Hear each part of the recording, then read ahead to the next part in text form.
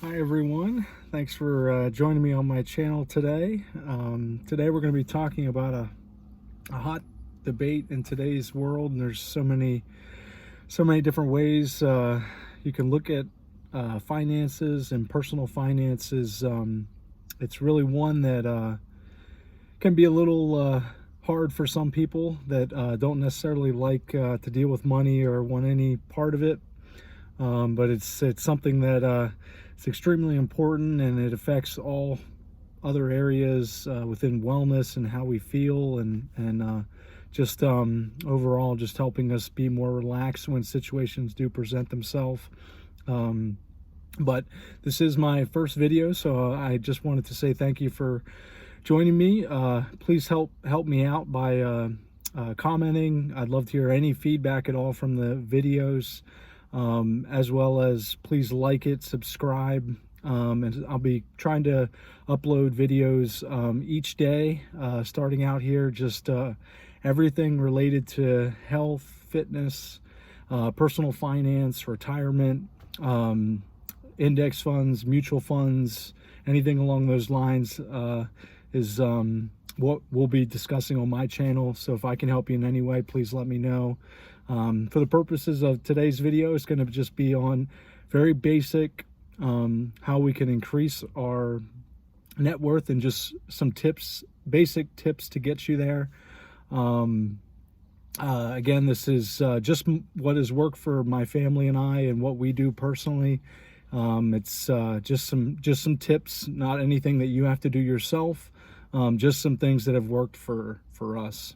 So again, please comment, like, or subscribe on my channel. I really appreciate it, as I'm just starting out and could really use the help. So I appreciate each and every one of you that stopped in today. So first off, I just wanted to explain what net worth means, because most people hear that and they're like, oh man, well, net worth, that's only for like Michael Jordan and LeBron James, or famous people that have a lot of money, right? No, we all have one. So in simple, your net worth is just what you own minus all your liabilities. So some debt would be like student loans, that would minus your net worth. Obviously your house, if you have a mortgage, you would minus what's you're paying, and then as far as from what you have equity wise on what you've paid into the house, that all counts to your net worth. And then anything you have in retirement savings and things like that will all count. So you just take what you own personally, all your personal belongings, all your retirements, house, and then you just minus that from your liabilities, so all your credit cards and all of that, and that's your net worth. So it might be in the minus now, but it's not going to be that way forever. So you little chip away at it. So the name of it is to stay out of debt as much as possible.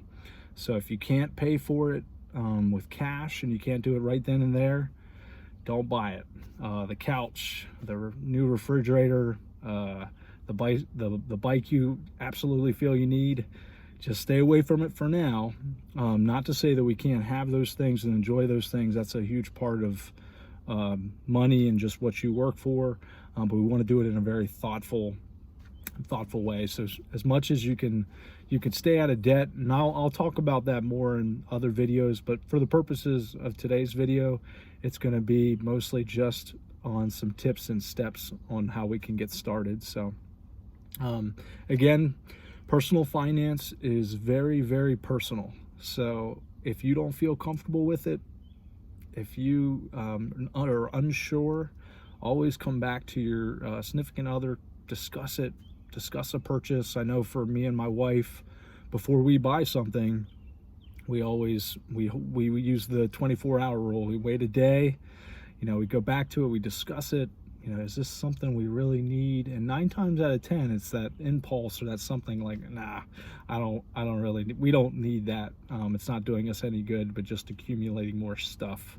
So just always remember that your risk tolerance, just what you feel comfortable with personal finance. A lot of it is just it's personal behaviors. and some head knowledge, just being aware and knowing what to do. So all of those things. So don't believe everything you hear, or read. You want to be careful with all those things. So the first tip I'm going to give you in step one is just write down some goals. Write down whether that goal is, we want to develop a written plan, a written budget. We want to pay off our house by such and such date.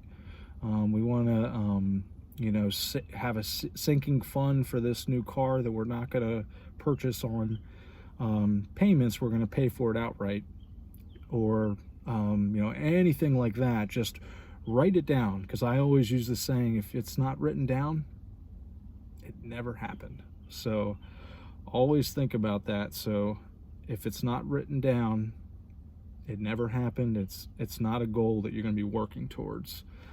So always write all your goals down, write your budget down, write your expenses down, find ways where you can trim down your expenses. One thing we do a monthly budget party. So however you want to do that, I feel like it sounds so much more fun when you call it a party, because who wants to come to a budget meeting? But it does help. Grab your wife, grab your husband, sit down, talk about your dreams, talk about your goals. Hey babe, we need to develop this budget. We got to trim down our food. Usually food we spend more on. So delete or cancel any unneeded, unnecessary subscriptions, cable, Netflix, whatever you might have. You'd be really surprised on, if you really write it all down and write down where your money's going. It gives you a sense of control, and it gives you a sense of, hey, this is not helping us in our goals and our family and our family tree and our future. So why are we allowing them to hold those dreams and goals back for us? So develop a budget, write down some aspirations for your future together. And if you're single, just write down what that would look like in the future for you. It could be an increase in salary, trying to get your income up. So all of those things make a huge difference. So again, but you have to write it down. I can't stress it enough. I do it for all my work goals. I do it for our family's personal goals. So it's just so important. So that's tip number one. The next one I'm going to give you is, the other one I wanted to say is your cars. I typically always say ride your car as long as you physically can, because a car and a vehicle are all depreciating assets. So you're actually, as soon as you drive that, as soon as you pay for it, it's just going down. It's not like a good growth stock mutual fund or an index fund that goes up in value over time. You have ups and downs with the market, obviously, especially now. But a car just goes down and it sinks like a rock. So always pay for your car outright. Get a good Honda Civic, Toyota Corolla, something that's reliable. It's going to get you to point A to B, and it's just going to do what you need it to do, but you're not losing money there. That's a huge ones for most people that might feel they need the newest, latest, greatest car. Don't need that at all. Just get a nice, reliable commuter car, economical car, and you'll do just great. The other tip two, I would set aside at least, for us, we tend to do 3 months of emergency savings, just because we have very good income levels, and we've gotten to the place where we're comfortable with that. We might even be able to go a little bit lower than that, but I would say 3 to 6 months right into a high yield savings account. We use Marcus Sachs online. We get a 4.15 percentage from that, and it does pretty good. But in today's world, you can get a really good interest on online savings, high yield savings accounts. So no matter what, Murphy is always going to set in whether it's the water heater, car accident. It's just there for an emergency purposes, just so you have that money to go to. So that emergency is something you can respond to very thoughtfully, very intentionally, and it doesn't get in the way or stop you from your saving, investing, paying down your house, getting out of debt, all of those things, saving for kids' college funds, donating, giving back to your church, all of those things. It's not going to interrupt any of those. 3 is pay off debt. Debt holds us back from our dreams, holds us back from our goals in life. And I always like to say, and I know some others on YouTube say this as well, the borrow is slave to the lender. And there's a lot of truth to that, because if you have debt, that's where your money's going, and all your cash flow coming in is going to that, instead of your retirement, towards all your other goals that you want to get to be able to achieve early retirement. It could be an early retirement. Maybe you want to retire in 45, 50, like my wife and our family. We would love to retire early. We've always been savers. That's just how we've always been. So it really just holds us back. So as much as you can stay out of debt, if you can't buy it, don't purchase it. It's really that simple. It's really that simple. And if you have debt now, so the 2 things I would recommend to you are, there's different methods out there. My wife and I used the debt avalanche. So you're paying off the first highest, like if your credit, say for example, if you have a credit card, and that easily has an interest rate of 20 to 25% easily, maybe a little less, maybe a little more, pay that thing off. Because if you're carrying that balance over every month, you're not going to beat that in the market, in your house, in your mortgage, anything like that. So just, if you have any debt, credit cards, very high interest rate, I would pay that off first and then go down from there. That's the debt avalanche. And then there's also the debt snowball, which Dave Ramsey uses and others. So you're paying off the lowest debt amount, and then you're working down from there. And the idea is more a psychological approach, where it gives you that motivation, encouragement to keep going and going. So it takes it away from the numbers per se, but you're still hammering away slowly at that debt. So you get the motivation and the encouragement and the rewarding effect of seeing that particular debt out of your life completely. So whichever method works for you, you can try it out. We personally got out of debt using the debt avalanche. We just went to the highest interest rate because we're not going to beat in the market. We're not going to beat on our house. So we just worked down from there. But the idea is just to every little scraping away of your income and your reduced expenses, your monthly expenses, just throw it right at, if you have debt, just get that out of your life, and you'll be able to get to your dreams and goals, and just being able to give back too, because that's the greatest thing. When you don't have those things in your life, you're able to maybe help your local church out. You're maybe able to give to your son or daughter, just treat them with a gift. That's things I can't wait to get to. Just those, just things like that, where you're able to give back a lot more. The next one is a little controversial, but I'll just give you what has worked for us. So we're working toward paying off our house first. We don't have any other consumer debt or anything like that. We just have our mortgage. So we go up to our employer. I would say definitely, if you have an employer match, take that match from your employer, and then put the rest on your mortgage and get that down as fast as you physically can. And then when you pay that off, like we have a goal of paying that off in about 4 years. And then if you don't have that mortgage in your life anymore, then you're able to put a lot more to your investments and to your Vanguard accounts, which we'll discuss more later in a separate video. You're able to max those out a lot more So it's more of a psychological thing where you're getting free. You have that peace of mind of saying, hey, my mortgage is gone.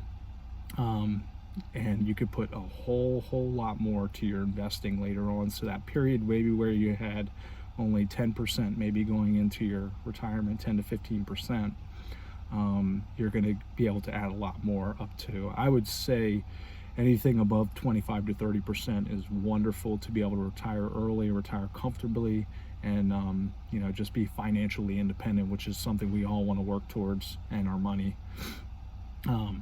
So just as an example, if you're 20 years old watching this, if you just invested $500 every single month for 30 years, you would end up with $430,000.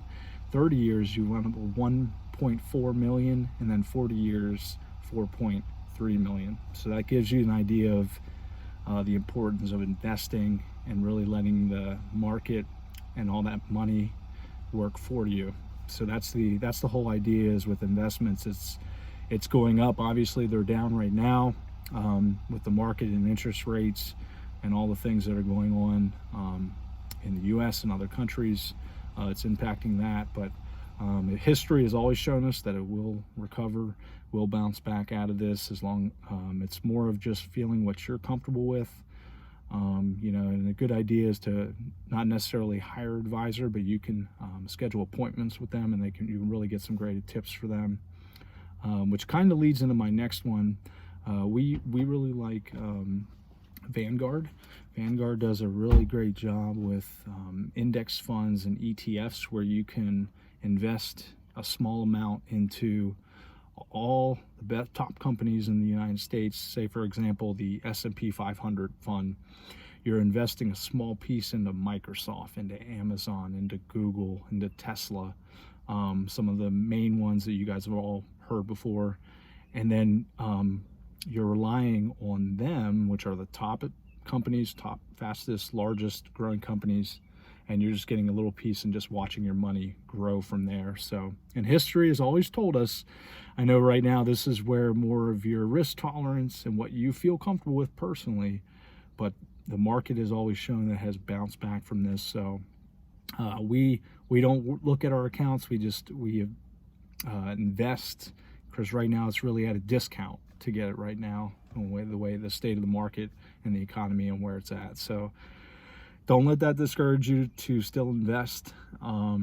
But so once you're, whatever method you would decide to choose, like I said, we would just want to get our house done, get it out of our life so we're completely mortgage free and debt free. You could also do both at the same time simultaneously. There's nothing wrong with either way. They're both will get you where they want to go. Again, it's personal finance, so it's specific to what is comfortable to you. That's all you can go by. So just always remember that. I can't stress that enough to you. So when you are, if you're doing it that way, so again, we use Vanguard.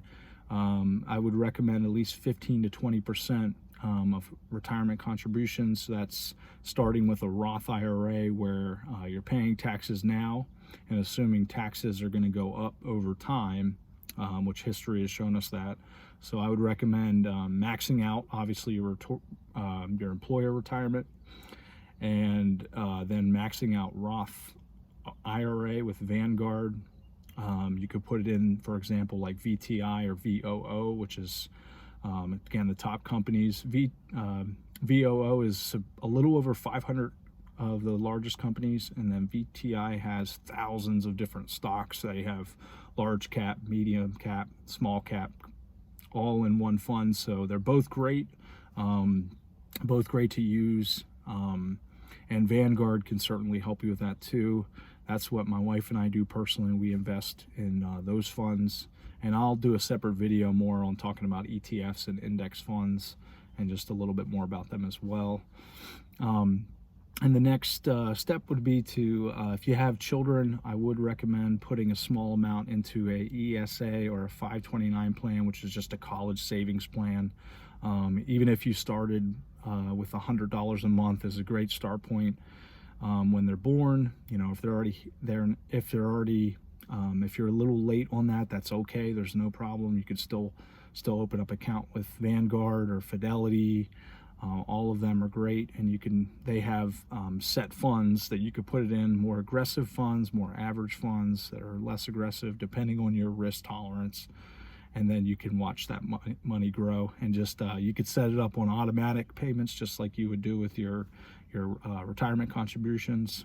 So yeah, that would be something, because college is continuing to rise, and I don't think we'll see it continuing to go up like it has gone, but definitely if you have it invested, it's going to kind of go with inflation. That's kind of the idea, is to match that and more growth.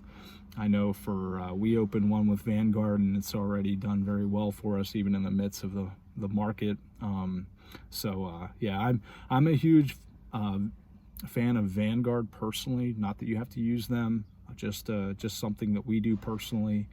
But they are more interested in you as an investor, not so much for a profit base. They're more directed toward their customer. So, and that's what Bogle had in mind, just keeping you first, and not trying to, their main objective is keeping the costs low for the investor. So if you can keep the costs low over time, that's going to leave you with more money when you go to retirement. If you're retiring early, or if you have that age set, it's going to leave you with more money, because you're not getting charged 1% to 2% like an advisor would charge you. So in today's world, you really don't need it anymore, because the index funds and the ETFs, they do a great job at mirroring the market. So you can just put it in there, set it, forget it, automatic. And again, I'll do a separate video on that to touch on those things.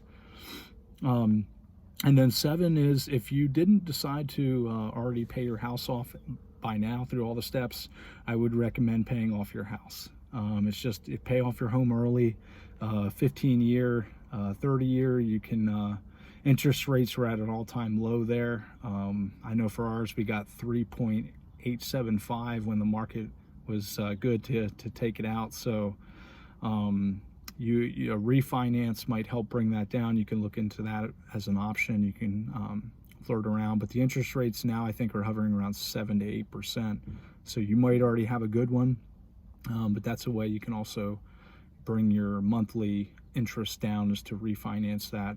But every little bit, for us, we always, whatever leftover we have at the end of the month, we just put it right on our mortgage. And you can do bi-weekly payments. We just do one monthly payment, and then whatever we have left at the end there, selling things on Facebook Marketplace, on eBay, and we put all of those things right onto our loan. And our goal again is to have it paid off in 4 years. So that's kind of our goal. So that's when you're writing down your plan of attack, write down specifics to it, because it helps keep you on track. So yeah, I can't stress that enough, because if you have an objective in mind, you have that encouragement every single month, is those little reminders, I got to do this, I got to do this. And if you want to pick up a side hustle or a side job, Uber, deliver pizzas, all those things will help too.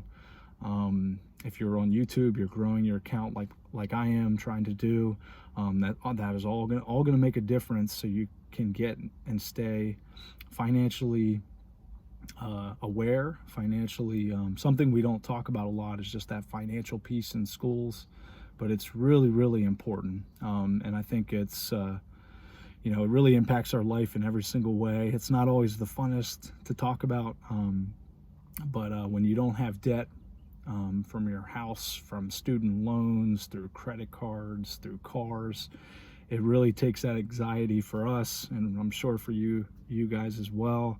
It really lifts a lot off you more internally than just the numbers per se. So, and the last one is, we touched on this in a little bit in the beginning, but just giving back to your church, because there are only 3 things we can do with money. It's, we can obviously spend it, we can save it, and we can give it. So you want to do a little bit of each of those things with money. So the one I can't wait to get to more is this last one here, is to give back more and to be able to save and give like no one else. So that's really, it's the good stuff. It's the fun stuff, to be able to treat your child with a car, you know, or at least maybe match them on what they're saving for the car. You could match it. That's something we'll do with our 1-year-old daughter, so they feel like they've had something contributed to it. But yeah, it's this is the last part of it, is always that giving back part, is I like to call it the fun stuff, because man, to be able to do stuff like that, it just does something to you inside, to that heart of yours. And yeah, keep that, and don't forget that. I think we have in today's world, I think we have the spending down pretty good, just because of the way the world is now and all the options we have out there. You put it on a credit card and you still get it, but that's where we just have to really hone in on our finances and where our money's going, and really just developing that. Because I always like to say personal finances it's predominantly our everyday behaviors and our habits, and then the other part of it, the 20 to 15%, 15 to 20% is head knowledge. So it's really just finding out what works for us, and then more of our habits that we're doing every single day to take control of our money.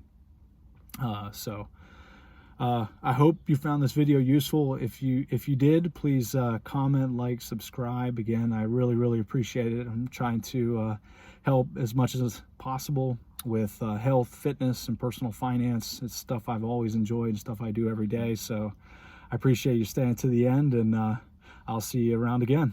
Thank you.